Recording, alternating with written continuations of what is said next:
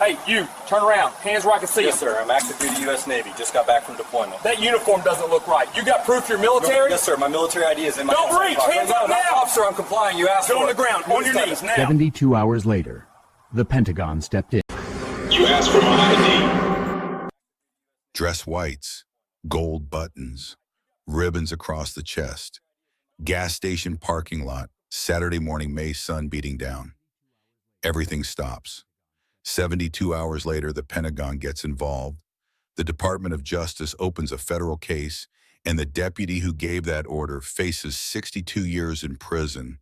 The man on his knees, Lieutenant Commander 12 years. Navy commanded a destroyer through 2 combat deployments every second, recorded on 8 different cameras. Before we go further, let me ask you something. Have you ever been judged before anyone knew your name? Drop your answer below. Hit subscribe right now, because what the body cam captured that morning, what 7 witnesses recorded on their phones, what made a federal judge say the words, "You saw only what you wanted to see," that's coming next. And it gets worse before it gets better. Lieutenant Commander Marcus Hayes, 30 years old, 12 years United States Navy, surface warfare officer qualified to command an Arleigh Burke-class destroyer, USS Porter Hull, number DDG-78, 2 Mediterranean deployments, 1 Navy and Marine Corps Commendation Medal, with Combat Distinguishing Device, the V for Valor. That medal came from Libya 2019, civilian rescue mission, 40 miles offshore, 14 refugees. In the waterboat, capsized militia firing from the coast. Hayes took a rigid hull inflatable straight into the gunfire, pulled every single person out, 3 of them children, and brought them back alive. That's who he was. This Saturday morning in May, he's driving home to see his mother after 8 months at sea, 35 miles to go, wearing his dress whites, because that afternoon, there's a veterans memorial service. She asked him to attend. She waited 8 months, cooked his favorite meal, didn't know her son would be calling from a jail cell instead. Now let's talk about Deputy Kyle Brennan, 36 years old, Sheriff's Department, 11 years on the job. His file looks clean on paper. The reality, 5 civil rights complaints filed against him between 2019 and 2023, every single one involving a black citizen, every single one closed without action. 2019, black pastor held 45 minutes at a traffic stop. 2020, black college student matched a description while reading in a park. 21, black business owner questioned outside his own store. 22, black teacher pulled over driving home from work. 23, black nurse stopped after a night shift. 2 internal warnings buried in sealed records. 1 civil lawsuit settled quietly with a gag order, and Brennan walked away every time. People in the black community knew his name, knew his patrol car, knew to be careful. That morning, 9:45 a.m. Shell Station off Interstate 95, American flags snapping in the wind, big sign out front reading, "We support our troops." 4 HD security cameras recording 24/7, and here comes Brennan in his patrol car off duty. No call, no dispatch, just cruising through for coffee. Should an officer be allowed to work off-duty in a patrol car with full arrest powers? Comment yes or no, because what happens next turns on that question. Brennan walks out of the station with his coffee, sees Hayes at pump number 3, dress whites, ribbons on the chest. Black man wearing them, and in his mind, it doesn't add up. Never seen a black Navy officer in this county. Not once in 11 years, decides right there, the uniform must be fake. He walks over. "That's your uniform?" Hayes looks up from the pump, tired but respectful voice even. "Yes, sir, just got back from deployment this morning." "No, thank you for your service. No welcome home." Brennan's eyes scan the ribbons, the medals, the jacket that says U.S. Navy in gold letters across the pocket. "You got an ID proving you're military?" Hayes nods. "Of course, sir." Starts to reach toward his inside pocket, same place every service member keeps their military ID, the exact thing Brennan just asked for, hands up, don't reach for anything. Hayes freezes. His training kicks in, 10 years of it drilled into muscle memory. Comply, don't escalate, Survive the encounter, sort it out later. Hands go up slowly, palms open. Officer, you just asked me for my ID. It's in my pocket. Brennan steps closer, hand near his belt. On the ground, now. Sir, I just got home. I'm trying to see my family. I said on the ground, babe.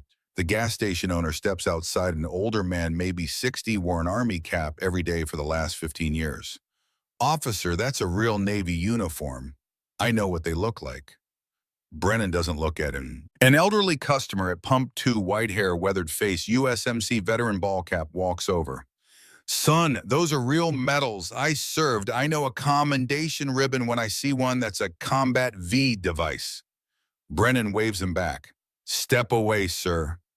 Hayes looks around, 6 people standing there with phones out, recording. One woman has her hand over her mouth, a man shaking his head, and every single one of them watching a decorated officer being ordered to his knees in a gas station parking lot for pumping gas.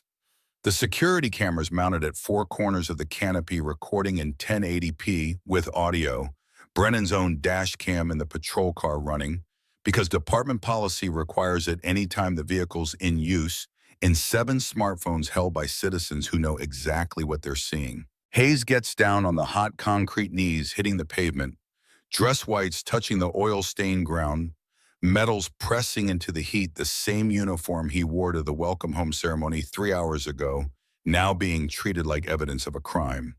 Brennan pats him down.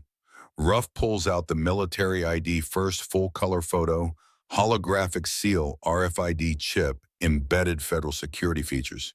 You can't fake. Hayes's face matches perfectly, active duty status, printed right there. Then the deployment order's official Naval Station Norfolk letterhead, Hayes's commanding officer's name, and direct phone number at the top, dates of deployment, return date stamped, every detail matches what Hayes just said. Then the dog tag stainless steel laser-etched Hayes's name and service number and blood type and religious preference, the 2 tags on the chain that every service member wears, that clank together when you move that mark you as military, even when the uniform comes off. Brennan looks at the ID, looks at the orders, looks at the dog tags, holds them up to the light. These could be fake. The gas station owner raises his voice now. Officer, call his base. The number's right there on those papers. This'll take you 30 seconds to verify. Brennan ignores him, pulls out handcuffs, locks them around Hayes's wrists, metal clicking against the commendation metal, and walks him toward the patrol car, while every witness stands there with their phones recording, and nobody, not one person, believes what they're watching. If you'd been standing there that morning, would you have said something? Comment yes or no. The handcuffs click shut, metal against metal, 1 notch tighter than it needs to be. Brennan reads the charges like he's done this 100 times. Impersonating a military service member, suspicious activity, failure to comply. Hayes keeps his voice calm, the way his training taught him under fire. The way you speak when someone has power over you, and panic will only make it worse. Sir, my commanding officer's phone number is right there on those orders. Call Naval Station Norfolk. This takes 30 seconds to verify. Brennan looks at him. You can tell it to the judge. The Vietnam veteran at Pump 2 takes off his USMC ball cap, holds it over his chest, and tears run down his face. A mother near Pump 4 turns her daughter away, covers the 8-year-old's eyes, and the gas station owner is already on his phone, inside voice shaking. I need to report what I believe is an illegal arrest happening at my station right now.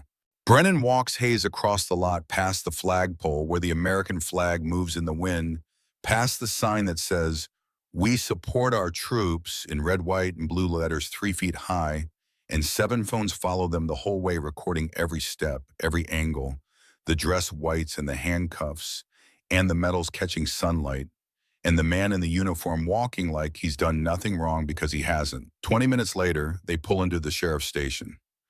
Brennan walks Hayes through the front doors, and 4 deputies look up from their desks. They see the uniform first, then the ribbons, then the handcuffs, then Brennan, and not one of them says a word, but you can see it in their faces. Something's wrong, something's very wrong, and nobody wants to be the one to ask. The booking officer that day is Sergeant Mike Torres, 34 years old, 8 years with the department, 2 tours in Iraq with the Army 3rd Infantry Division, and the second Hayes walks in, Torres knows. He knows uniforms. He knows what real medals look like. He knows you don't put a service member in handcuffs without verification. Torres stands up from his desk, walks over, looks at Hayes' chest, sees the ribbons arranged in proper order, sees the Navy and Marine Corps Commendation Medal with the bronze V device, sees the Navy Achievement Medal, sees the campaign ribbons, and every single one of them is in the exact position military regulations require, positioned with the precision that only comes from wearing them for real. Brennan, Torres says, voice flat, "What is this impersonating the military? Caught him at a gas station." Torres looks at the uniform again. "You checked his ID. Could be fake." Torres takes the military ID from Brennan's hand, holds it under the light, sees the holographic seal shift colors, sees the RFID chip embedded in the plastic, sees every federal security feature that makes these cards nearly impossible to counterfeit, and then he picks up the phone on his desk, dials the number printed on Hayes' deployment orders, puts it on speaker. "Naval Station Norfolk Personnel, Command, Petty Officer Chen speaking. This is Sergeant Torres, County Sheriff's Department. I'm verifying the military status of Lieutenant Commander Marcus Hayes' service number on file here." 45 seconds of typing keyboard clicks through the phone line, every second stretching out, while Hayes stands there in handcuffs and Brennan stands there trying to look confident, and Torres waits. Sergeant Torres, Commander Hayes, is currently on authorized leave following an 8-month deployment aboard USS Porter. Surface warfare officer, qualified for command current assignment, standing watch officer, and tactics instructor. Service record shows Navy and Marine Corps Commendation Medal with combat distinguishing device for civilian rescue under hostile fire, 2 Navy Achievement Medals, multiple campaign ribbons. He was recommended for promotion to full commander last month. "May I ask why a law enforcement agency is verifying his status?" Torres closes his eyes. "Ma'am, he was just arrested for impersonating a military service member." Silence on the other end. "Then I'm sorry, what?" Torres doesn't answer, just reaches over and unlocks the handcuffs, pulls them off Hayes' wrists, and when Hayes rubs the red marks on his skin, Torres meets his eyes. "Commander, I apologize. This should never have happened. This should never happen to anyone, and it damn sure shouldn't happen to you." Hayes nods but doesn't speak, and Torres turns to look at Brennan, who suddenly won't meet anyone's eyes, who's staring at the floor, like maybe if he doesn't look up, this will all go away. It won't. Type respect in the comments if you think Torres did the right thing. And here's the bigger question. Should Brennan have been allowed to make that arrest in the first place? Off duty, no supervisor, no backup, just his gut feeling and a badge. Drop your answer below. Naval Station Norfolk doesn't just hang up and forget. They call up the chain. Personnel Command gets notified. Personnel Command calls Naval District. Washington, Naval District calls the Bureau of Naval Personnel. Bureau calls the judge. Advocate General's Office, JAG, calls the Secretary of the Navy staff. And in 2 hours, 6 phone calls climb the ladder from a booking desk in Georgia to the Pentagon. 4 p.m. that same day, Office of the Secretary of the Navy brief that last 10 minutes decision made in 3 treat. This is a federal civil rights case. Notified Department of Justice, prepare a public statement, and get a Navy lawyer on a plane to Georgia tonight. Pentagon Public Affairs sends the release at 4:47 p.m. The Department of the Navy is aware of the unlawful detention of an active duty officer and is coordinating with federal authorities.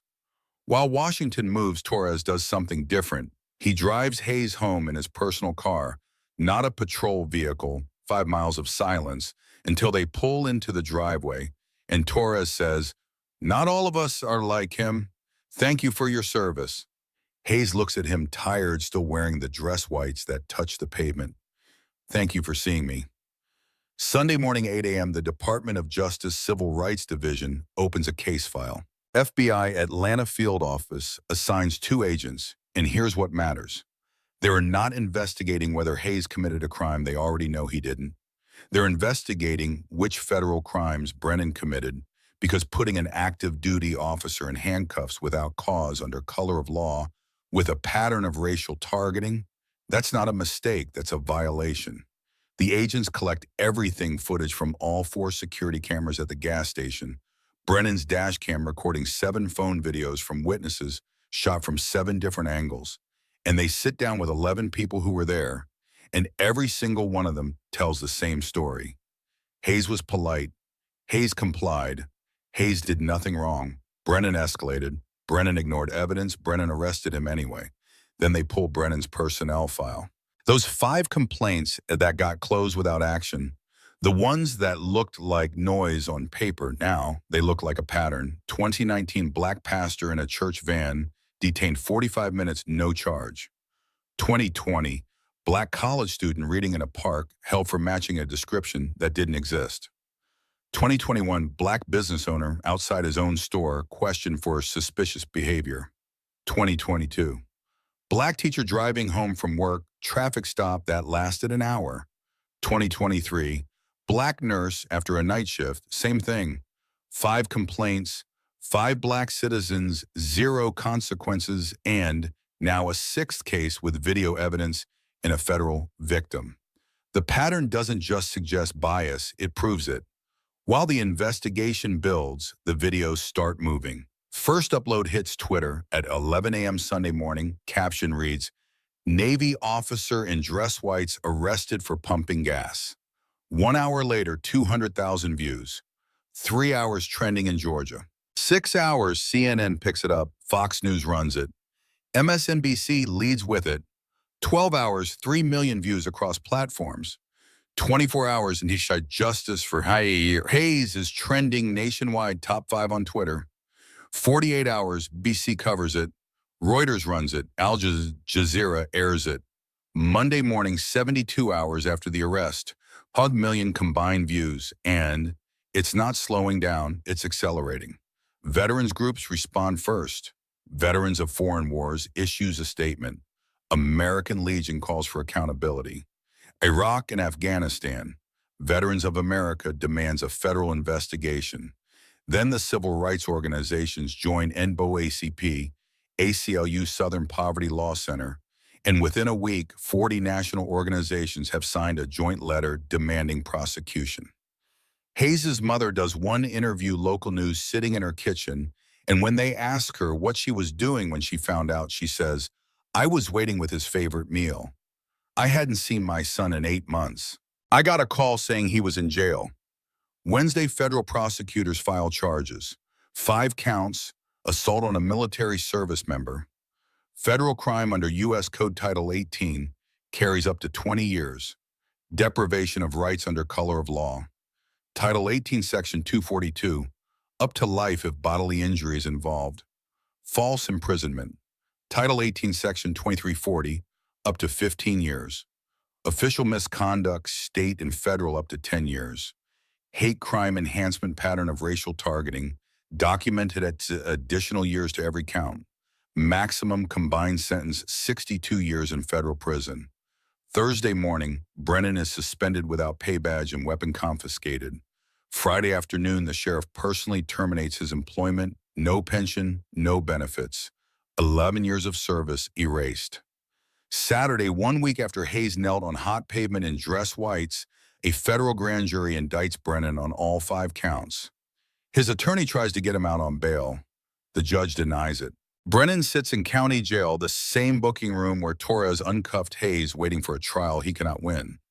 Was 62 years too much, or was it too little for what he did? Comment your answer. 4 months later at the federal courthouse in Atlanta, the courtroom packed wall-to-wall with media and veterans and people who watched the videos and needed to see how this ends. The judge is a former Navy captain, 28 years of service before the bench, and the jury has 3 veterans on it, 2 Army, 1 Marine. And when Hayes walks in and sits in the front row, wearing his dress whites, every ribbon in perfect position, nobody in that room has any doubt about what they're watching. The prosecution plays the gas station footage, first 8 minutes and 14 seconds. Uncut, no commentary. Just a security camera view with audio. Hayes pumping gas. Brennan approaching the conversation. The order to the ground, the handcuffs, the witnesses speaking up, and being ignored, all of it in high definition with timestamps running in the corner. Brennan's defense attorney tries everything. My client didn't recognize that as a military uniform, Your Honor. The prosecutor stands up. What did the jacket say across the pocket? U.S. Navy. And the medals on his chest, were they visible? Yes. And your client still arrested him? Silence. The lawyer pivots. The military ID could have been fake. My client had reason to believe. The prosecutor walks to the evidence table, picks up Hayes's military ID, holds it under a UV light in front of the jury, and the holographic seal glows blue and gold, shifts colors when you move it. And then she takes out a card reader, scans the RFID chip embedded in the plastic, and Hayes's service record appears on the screen in real-time: name, rank, photo, active duty status.